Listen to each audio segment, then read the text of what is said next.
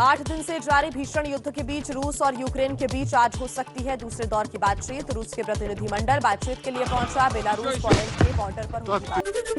Belarus ने तस्वीरें जारी कर यूक्रेन रूस के बीच दूसरे दौर की बातचीत का दावा किया है। बेलारूस में बातचीत के लिए हंटर हाउस तैयार।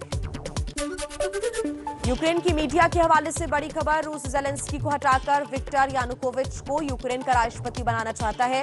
पूर्व राष्ट्रपति विक्टर पुतिन के करीबी माने जाते हैं। रूस के लीक सीक्रेट दस्तावेज के मुताबिक यूक्रेन पर हमले का प्लान 18 जनवरी को तैयार हो गया था और हरी झंडी मिल गई थी। 20 फरवरी से 6 मार्च तक चलनी है लड़ाई। यूक्रेन के रक्षा मंत्रालय ने जारी किए हैं दस्तावेज।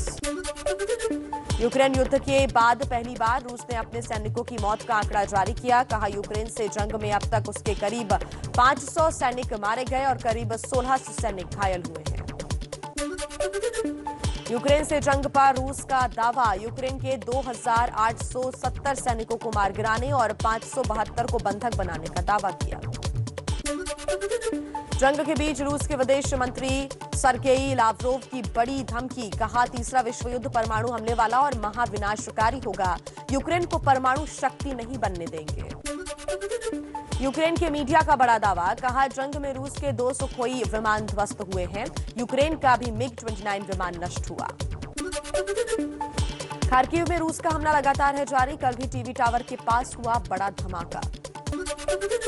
खार्किव की सिटी काउंसिल इमारत पर रूस की सेना ने हमला किया। बिल्डिंग पर मिसाइल दागकर ध्वस्त किया। खार्किव में पुलिस विभाग की इमारत पर रूस का क्रूज मिसाइल से हमला। धमाके के बाद बिल्डिंग में भड़की आग से भारी नुकसान। यूक्रेन का दावा। खार्किव में रूसी हमले में कल 21 लोगों की मौत हुई। 112 लोग घायल हुए। एक दूसरे हमले में 4 लोग मारे गए। जवाबी हमले में 9 रूसी सैनिक घायल हुए हैं। अपने देश की मदद के लिए दूसरे देशों से लौट रहे हैं यूक्रेन के नागरिक। न्यूयॉर्क में रहने वाले गुलियाक के मुताबिक वो पोलैंड में स्वयंसेवक के रूप में काम करेंगे। अगर जरूरत पड़ी तो हथियार उठाने से भी पीछे नहीं हटेंगे। यूक्रेन के रक्षा मंत्री का दावा। लड़ाई में रूस को नुकसान उठाना पड़ रहा है। हमें यूरोप से हथियारों की आपूर्ति बढ़ी है। हमारी जीत पक्की है। रूस की नेटो देशों को सीधे संयुक्त राष्ट्र महासभा में रूस के खिलाफ प्रस्ताव पास। रूस के खिलाफ प्रस्ताव के पक्ष में 141 तो विरोध में 5 वोट पड़े। भारत समेत 35 देश वोटिंग से रहे दूर। भारत ने कहा, रूस और यूक्रेन में तुरंत सीज फायर हो। भारतीय छात्रों को हर हाल में खार्किव छोड़ने के लिए कहा गया है। जैसे तैसे खार्किव छोड़कर निकले छात्रों का एक ग्रुप लवीव पहुंचा। इस ग्रुप से एबीपी न्यूज के संवाददाता प्रणय उपाध्याय ने बात की। बहुत ज्यादा ओवरचार्ज कर रहे हैं। $100 मांग रहे हैं पर स्टूडेंट। 800 से 1000 लिया जाता है, तो यहाँ पे ये लोग हमसे $100 मांग रहे हैं, जो कि $100 हो रहा है आज के टाइम में 3000 क्रेवन हो रहा है। हमारे क्लासमेट्स कुछ बचे हुए हैं, कुछ हॉस्टल्स में, कुछ अपने फ्लैट्स में। ऑपरेशन गंगा के तहत यूक्रेन में फंसे भारतीय छात्रों को लेकर वायुसेना के 2 globe master C-17 Hindon airport पहुंचे। रोमानिया के बुखारेस्ट से करीब 200 छात्र और हंगरी के बुडापेस्ट से 220 छात्र लौटे। आज 2 और ग्लोब मास्टर लौट रहे हैं। इंतजाम कर रखा था, वहाँ पर शेल्टर बनाए हुए थे, स्टेडियम थे, तो वहाँ पे सब रहने खाने पीने का सब इंतजाम था। ब्रेकफास्ट, लंच, डिनर सब मिलता था हमें time to time. It was very wonderful.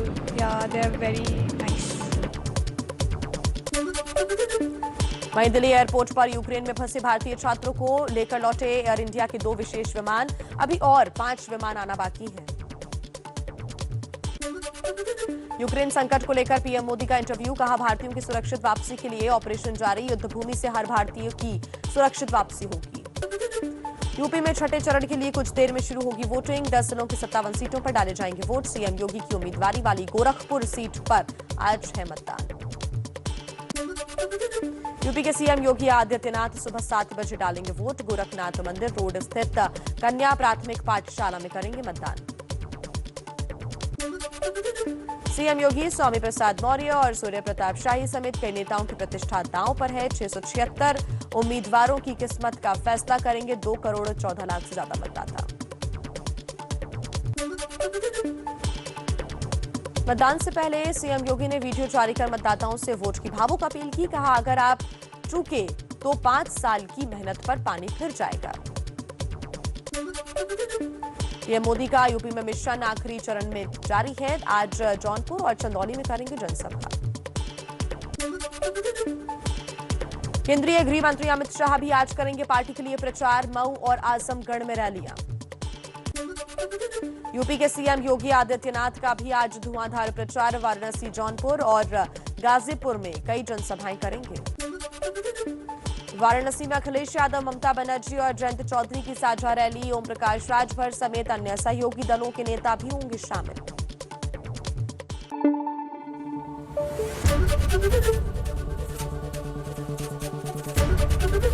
ABP news आपको रखे आगे।